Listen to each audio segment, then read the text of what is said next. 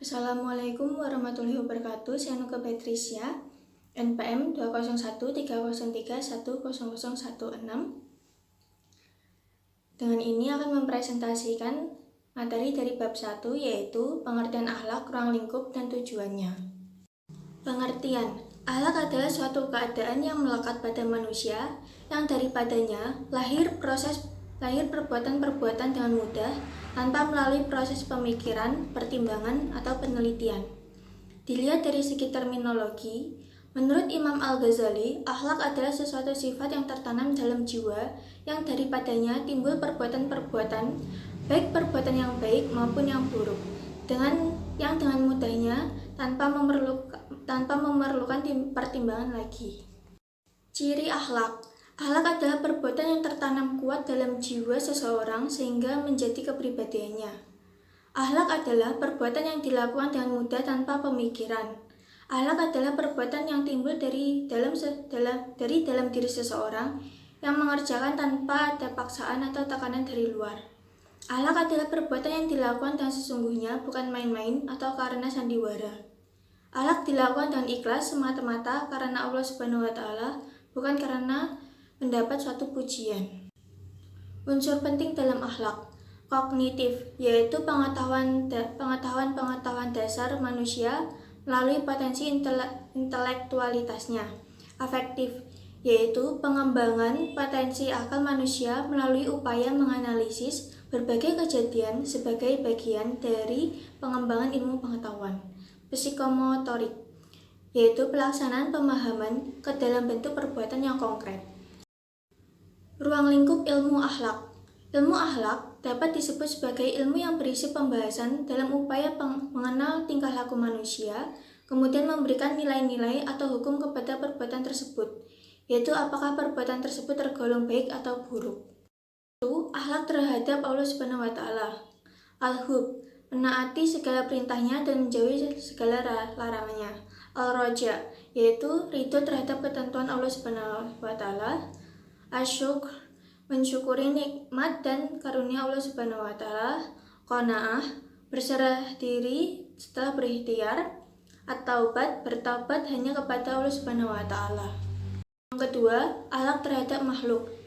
Akhlak dapat dirinci menjadi A. Akhlak terhadap manusia. Yang pertama, mencintai Rasulullah, itu Nabi Muhammad SAW antara lain. Mencintai Rasulullah secara tulus dengan mengikuti semua sunnahnya, menjadikan Rasulullah sebagai idola suri teladan dalam hidup dan kehidupan, mencintai apa yang disuruhnya, tidak melakukan apa yang dilarangnya. 2. Akhlak terhadap orang tua atau birrul waliyadin, antara lain, mencintai mereka melebihi cinta kepada kerabat lainnya, berbuat baik kepada ibu dan bapak dan sebaik-baiknya, mendoakan keselamatan dan keampunan bagi mereka kendati pun seseorang atau kedua-duanya telah meninggal dunia.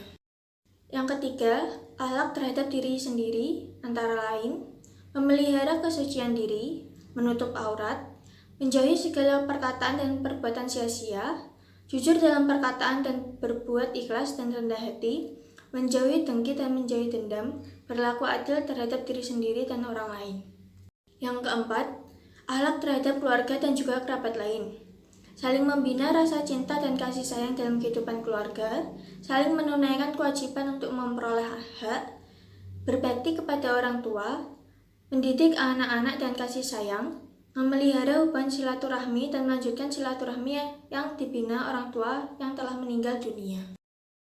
5. Akhlak terhadap tetangga, antara lain, saling menjunjung tinggi, saling membantu di waktu senang ataupun susah, saling menghindari pertengkaran dan permusuhan, saling memberi dan juga saling menghormati. Yang keenam, akhlak terhadap masyarakat, antara lain, memuliakan tamu, saling menolong dalam melakukan kebajikan dan takwa, bermusyawarah dalam satu urusan mengenai kepentingan bersama, dan menaati keputusan yang telah diambil, menepati janji. B. Akhlak terhadap lingkungan hidup, antara lain, sadar dan memelihara kelestarian lingkungan hidup, menjaga kebersihan lingkungan dari pencemaran, memanfaatkan sumber daya alam untuk kesejahteraan bersama, sayang pada sesama makhluk. Tujuan Tujuan mempelajari akhlak. Yang pertama, supaya dapat terbiasa melakukan yang baik, indah, mulia, serta menghindari yang buruk, jelek, hina, dan tercela. Yang kedua, dapat menetapkan sebagian perbuatan lainnya sebagai yang baik dan sebagian perbuatan lainnya sebagai yang buruk. Yang ketiga, untuk membersihkan karbu dari kotoran-kotoran bawah hawa nafsu dan amarah sehingga hati menjadi bersih. Manfaat mempelajari akhlak. Memajukan rohani, menuntut kepada kebaikan, memberi kesempurnaan iman, memperoleh keutamaan di akhirat, merupakan kebutuhan primer dalam keluarga, menjadi asas kerukunan antar tetangga, mempunyai peranan dalam pembinaan remaja, berperan dalam pergaulan umum, merupakan faktor mutlak dalam pembangunan suatu negara, berperan dalam hubungan antar bangsa. Sekian presentasi yang dapat saya sampaikan. Bila ada kurang lebihnya saya mohon maaf.